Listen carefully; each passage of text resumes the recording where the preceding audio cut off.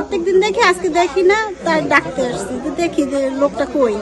আর তারপরে এসে দেখি ওর ছেলে ঘরের ভিতরে দাঁড়িয়ে দাঁড়াই রয়েছে। আমি আবার কই কি যে দাঁড়াই দাঁড়াই রইল লোকটা।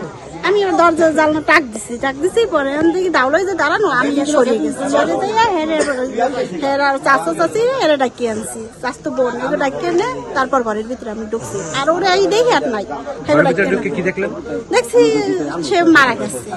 ওই হের কাকিরি নিয়ে আসছে পরে ওই খুলছে, খুললে দেখে মানে মুখটা উঠেই দেখে যে মারা গেছে। পর আমরা চলে যাই হের মেয়ের।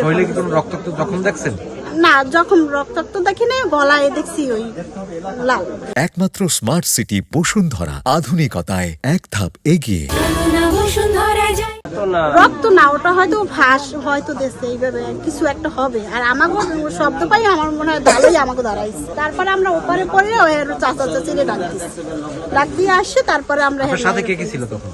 আমরা ছিলাম আমি, আমার হাজবেন্ড আর ওই চাচি আর চাচতো বোনরা ডাকছি। সবাইকে জানিয়ে হ্যাঁ, তারপরে আমরা ওর হাতে দাও দেখে আমরা ভয়ে আবার উনি প্রতিদিন দুপুরে ভাত খায় আমাকে ওই জায়গা।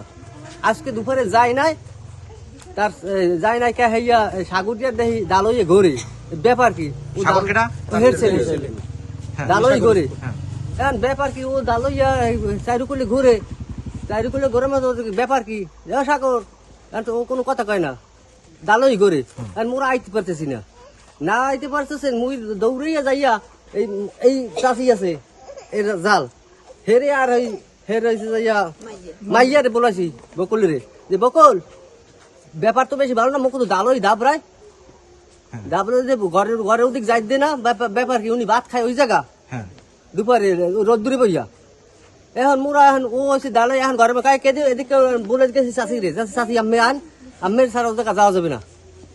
এখন চাষির লই যে আইছি ওই যে ওকুল যে বাগানের মধ্যে দৌড় দিয়ে হান্দা ধরছি যে ও এদিক দিয়ে দৌড়াইছে,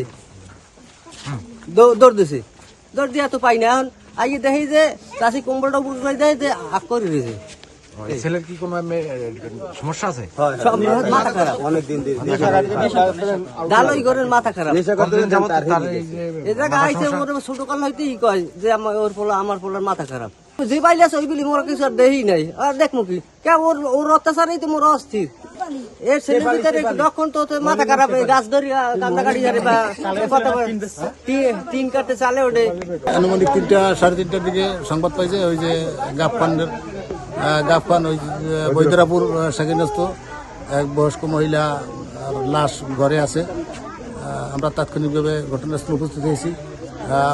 বৃদ্ধ মহিলা কিভাবে মৃত্যুবরণ করেছে আমরা সুরতালপূর্বক পোস্টমর্টমের জন্য প্রেরণ করব।